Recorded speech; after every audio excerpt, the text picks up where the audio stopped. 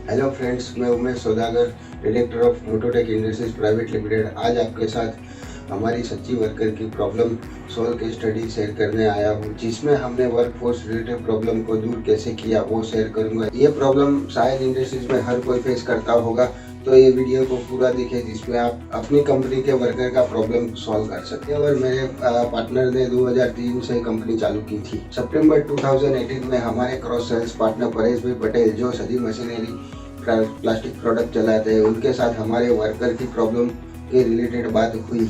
तब उन्होंने बताया कि मनीष पटेल नाम के कंपनी कंसल्टेंट को उन्होंने हायर किया था और कंपनी की प्रॉब्लम को एनालिसिस करके परमानेंट सॉल्यूशन निकालते हैं और कंपनी को आगे ग्रोथ की तरफ बढ़ाते हैं। हमारी सेल्स तो बहुत आती थी, पर वर्कर की डिसिप्लिन और उसका प्रॉब्लम की वजह से हम मैनेजमेंट में फंस जाते हैं और हम सेल्स की तरफ ध्यान नहीं दे पाते थे। प्रॉब्लम हमारी इंडस्ट्रीज में सभी फेस कर रहे थे, इसलिए ये बात तो पक्की थी कि कहीं ना कहीं वर्कर मैनेजमेंट और मोटिवेशन की कमी थी। 17-18 तक हम लोग सिर्फ 3.25 करोड़ तक पहुंचे थे। अगर ये प्रॉब्लम सोल्व हो जाती तो ग्रोथ कई गुना बढ़ सकता था, ऐसा हमें लग रहा था, पर परफेक्ट सॉल्यूशन नहीं मिल रहा था। मनीष भाई ने हर वर्कर के साथ 1-to-1 मीटिंग की और सैलरी स्ट्रक्चर का स्टडी किया। उन्होंने हमारे साथ सामने दूसरी कंपनी के भी सैलरी स्ट्रक्चर को रखा।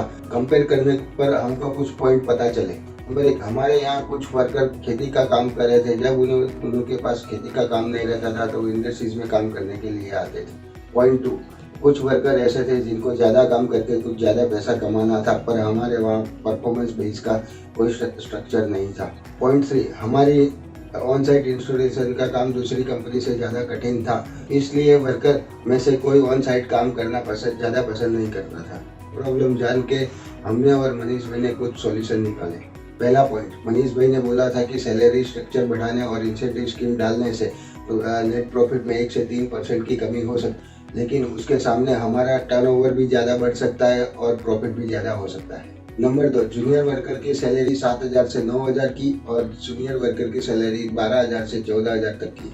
जो worker on site committed time पे पूरा का इंस्टॉलेशन कर देगा उसको 350 रुपया पर डे हम लोग ज़्यादा देंगे। जो ज़्यादा काम करेगा उसको ज़्यादा पैसा मिलेगा। मनीष भाई ने 1-to-1 एम्प्लॉय मोटिवेशन का काम शुरू कर दिया। काम बढ़ने से कॉम्प्लेक्सिटी ना हो, इसलिए प्रोडक्शन हेड को एक्सेल बेस्ड सिस्टम बना के दिया, जो आज भी चालू है। यह सॉल्यूशन इम्प्लीमेंट करने का फायदा मैं आपको हमारे टर्नओवर से बताता हूँ। नेट प्रॉफिट 3% घटा, पर टर्नओवर 52% बढ़ गया। 2017-18 में हमारा टर्नओवर 3.25 करोड़ था। सितंबर 2018 में हमने मनीष भाई को अपॉइंट किया। 2018-19 में हमारा टर्नओवर 4.9 करोड़ हुआ, जिसका ग्रोथ रेट 52% है। 2019-20 में हमारा टर्नओवर 5.1 करोड़ है, जिसका ग्रोथ रेट 2% हुआ। अप्रैल 2020 से सितंबर 2020 तक हमारा टर्नओवर 2.5 करोड़ हुआ। आज हमारी सेल्स टीम जितना सेल्स लाती है उतना कम पड़ता है, जो पहले की प्रॉब्लम से 100% उल्टी हो गई है। अभी ये कैसे हमको जो सीख मिली है वो मैं आपके साथ शेयर कर रहा हूँ। आपको इनमें से जो सॉल्यूशन आपकी कंपनी के लिए बेहतर लगे वो आप इम्प्लीमेंट कर सकते हैं। नंबर 1, खोने से बेहतर बांट के खाना। मतलब जितना मान सम्मान और डिस्काउंट हम हमारे क्लाइंट को देते हैं, उनका 10% भी हमारे एम्प्लॉय को देते हैं, उनका काम करने की इच्छा शक्ति बढ़ जाएगी और एम्प्लॉय रिटेंशन बढ़ जाएगा।